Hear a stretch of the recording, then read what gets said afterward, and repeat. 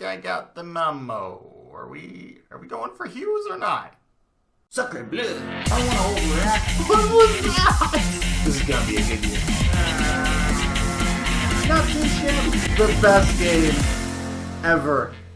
Hello and welcome to Hawks Recap. Game 38 has just concluded. The Hawks win? Yeah, they win. Somehow. They beat the Avalanche 2-1 and now have a 3-game winning streak. I'll take it. Colin Delia in net for the Hawks tonight, so answers the question I had from the last game. Wasn't sure if we'd throw him into this fire, but he was absolutely fantastic in this game. He had to be because the Hawks were under fire the entire game. They basically weathered the storm for about 60 minutes in this game, and they somehow won. Obviously, you got to credit Delia to that. He was, wowee. 6 shots on goal. The Blackhawks had to block another 22 shots. The Avalanche hit another 3 or 4 posts in this game. It was an onslaught for most of this game. It was crazy. Avalanche had 5 power plays. That certainly helped things for them. The Hawks PK unit just was perfect. They weren't perfect. They gave up some good looks, but that's to be expected against the Avalanche and the talent they have, but they did not allow a power play goal, and I'm still stunned that all of that happened, and we came out of the game only giving up 1 goal to the Colorado Avalanche, and that goal didn't even come from the top line of Landeskog, Rantanen, and McKinnon. It's just, seriously.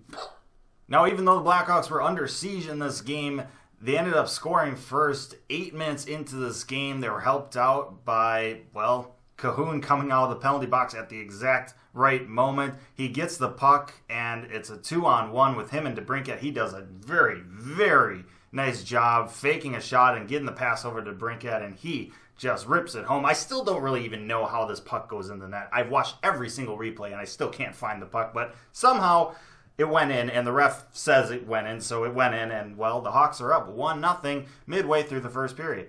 The Blackhawks would weather the storm for the rest of that first period. They take that lead into the second frame.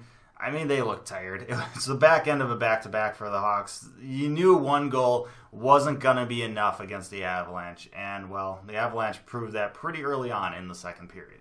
The Avalanche win a board battle down below the goal line, and just some poor defensive zone coverage from the Hawks leaves a guy wide open in the slot.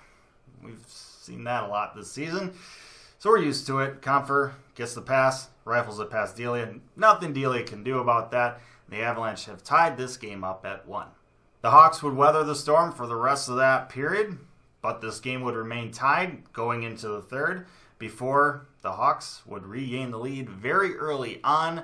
1 minute into the final frame, Patrick Kane with the puck, taking it into the offensive zone. He just puts a little wrist shot from the blue line on target. I don't know if the puck dove or whatever, but Grubauer just could not get a handle on it. It squeaks through him, trickling by him, and Anisimov jumps on it and pots it home, and the Hawks take a 2-1 lead with a bit of puck luck. Now, as I mentioned, Delia was absolutely fantastic in this game, but let's not take anything away from Grubauer. He was absolutely phenomenal himself. There was a couple times in this game where the Blackhawks had some grade A looks where I just thought they scored. They should have scored 9 out of 10 times on those opportunities, but Grubauer just said nay. He just absolutely robbed the Hawks. And so it's kind of funny that the game-winning goal happened on a very innocent-looking play of Kane just kind of throwing the puck on net from the blue line, and, it just squeaks through. And it's got to be absolutely maddening if you're an Avs fan or Grubauer, because to give up a goal like that sucks. But it doesn't suck for the Hawks, and that's all I care about. And for one final time, the Hawks weather the storm for the rest of the third period. Oh my goodness, was it tense. The Hawks, they somehow found a way. The Avalanche looked like they had the puck in the offensive zone for 5 straight minutes at times. It was scary, but the Hawks found a way to keep the puck out of their own net. Connor Murphy almost gets an empty net goal at the end. Unfortunate, hits the post from 200 feet away. Lies on the goal line. Couldn't quite get it, but it's effective enough. Runs out the clock. And the Hawks win 2-1 in this game. Win their 3rd straight game. Sweep the back-to-back. And things are starting to look a bit positive for this club lately. But as good as this feels, let's not get ahead of ourselves. The Blackhawks are now only 7 points out of a wild card spot, but that second wild card spot is held by the Oilers, and they've played 5 less games than us.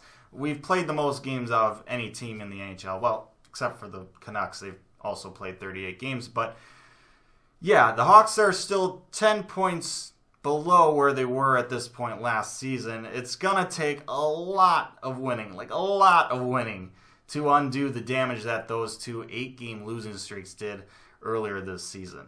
Winning is still fun, and that's something to smile about. That's something to feel happy about. It's good to see this club really kind of coming together a lot better under this new system and seemingly having a lot more confidence.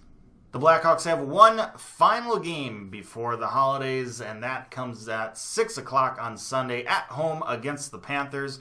That day is also my birthday, so I'm just kind of hoping that maybe the Hawks get a 4th straight win. That would be a pretty nice present.